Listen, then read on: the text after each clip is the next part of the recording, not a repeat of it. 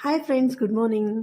ಇವತ್ತಿನ ಬೆಳಿಗ್ಗೆ ನಾನು ಟಿಫನಿಗೆ ಉಪ್ಪಿಟ್ಟು ಮಾಡ್ತಾಯಿದ್ದೀನಿ. ಸೊ ನೀವೇನು ಟಿಫನ್ ಮಾಡಿದ್ರಿ ಅಂತ ಕಮೆಂಟ್ ಮಾಡಿ.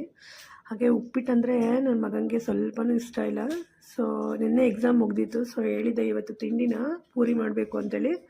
ಅವನಿಗೆ ಸ್ವಲ್ಪ ಕೆಮ್ಮಾಗಿತ್ತು, ಹಂಗಾಗಿ ನಾನು ಪೂರಿ ಮಾಡಲಿಲ್ಲ, ಉಪ್ಪಿಟ್ಟು ಮಾಡ್ತಾಯಿದ್ದೀನಿ. ಸೊ ಅವನಿಗೆ ಗೊತ್ತಿಲ್ಲ ಉಪ್ಪಿಟ್ಟು ಮಾಡ್ತಿರೋದು. ಉಪ್ಪಿಟ್ಟಂದರೆ ಸ್ವಲ್ಪನೂ ಇಷ್ಟ ಇಲ್ಲ ಅವನಿಗೆ. ಮೋಸ್ಟ್ಲಿ ಎಲ್ಲರ ಮನೇಲೂ ಹಿಂಗೆ ಅನಿಸುತ್ತೆ. ನಿಮ್ಮ ಮನೇಲೂ ಹಂಗೇನಾ? ಒಂದು ಕಮೆಂಟ್ ಮಾಡಿ ತಿಳಿಸಿ. ನೋಡಿ, ಇವಾಗ ಸ್ಕೂಲಿಗೆ ಹೋಗೋಕೆ ರೆಡಿ ಆಗ್ತಾ ಇದ್ದಾನೆ.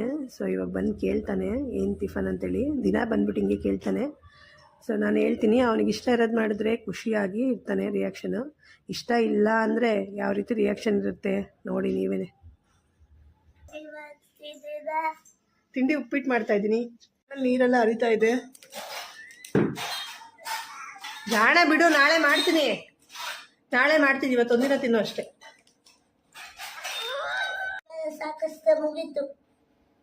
ತಿನ್ನಪ್ಪ, ಏನಾಗಲ್ಲ. ಸ್ವಲ್ಪ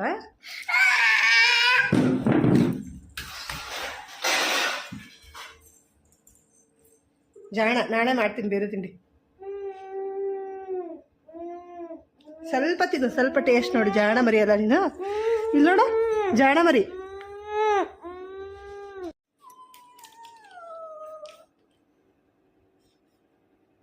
ಯಾಕೋ? ನಾಳೆ ಮಾಡ್ತೀನಿ ಬಿಡು ಪೂರಿನ. ನಿಂಗೆ ಸ್ವಲ್ಪ ಕೆಮ್ಮು ಕಡಿಮೆ ಆಗಲಿ, ಸರಿನಾ? ಹಾಂ, ನೋಡಿದ್ರಲ್ಲ ಒಂದು ಉಪ್ಪಿಟ್ಟಿನ ಕತೆ. ಇಷ್ಟೆಲ್ಲ ಉಪ್ಪಿಟ್ಟು ಮಾಡಿದ್ರೆ ಇಷ್ಟೆಲ್ಲ ರಿಸ್ಕ್ಗಳೆಲ್ಲ ಇರುತ್ತೆ. ಸೊ ನಿಮ್ಮ ಮನೆ ಉಪ್ಪಿಟ್ಟಿನ ಕತೆ ತಿಳಿಸಿ. Thank you.